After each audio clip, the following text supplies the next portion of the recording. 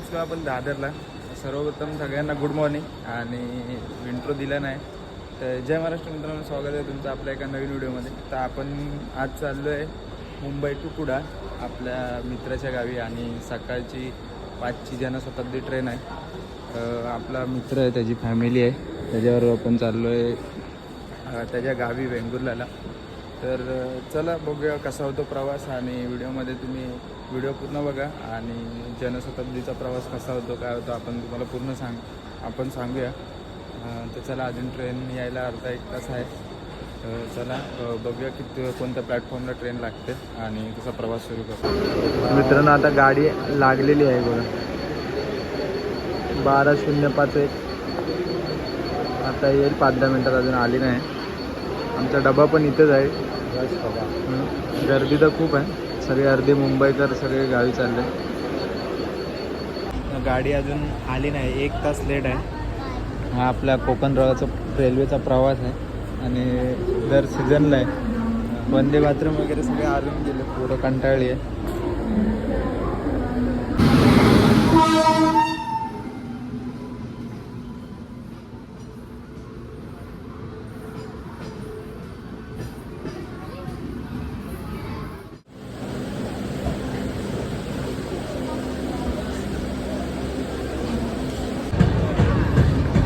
एक तासाच्या उशिरानंतर आता ट्रेन सुटली आहे.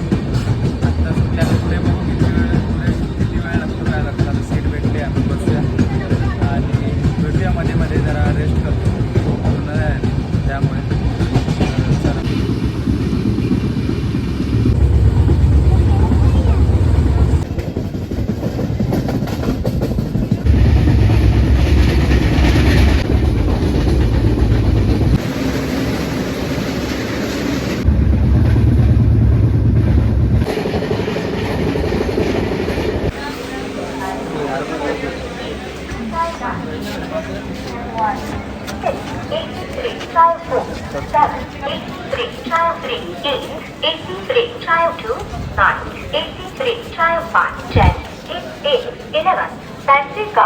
कुठे झालं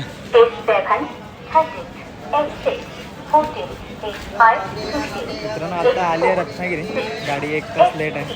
प्रवास करायला एकदम वैताग आलाय आणि गरमी भयंकर आहे. 1 तास गाडी लेट आहे. आता इथे रत्नागिरीला 11-11:30 झाले. आता पुढे बघू कुडाळला किती वेळ पोचवते. काय वाटतं किती वेळ पोचेल? पुढे कव्हर करेल? 30 मिनिटं, जास्तीत जास्त अर्धा तास.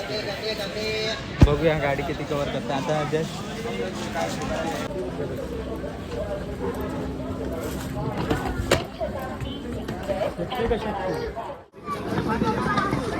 मित्रांनो, फायनली 1:30 वाजता कुडाळला पोचलो.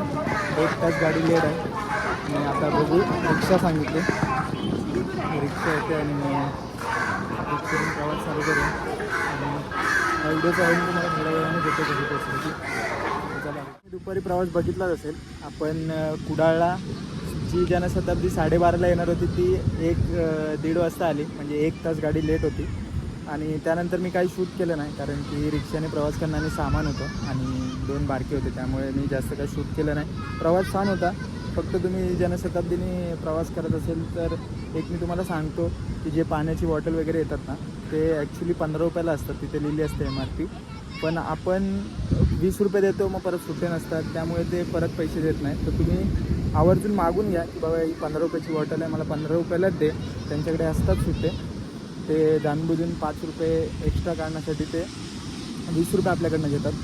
आणि फूड वगैरे उपमा शिरा एकदा सकाळी नाश्त्याला छान होता आणि व्हिडिओ इथपर्यंतच होता.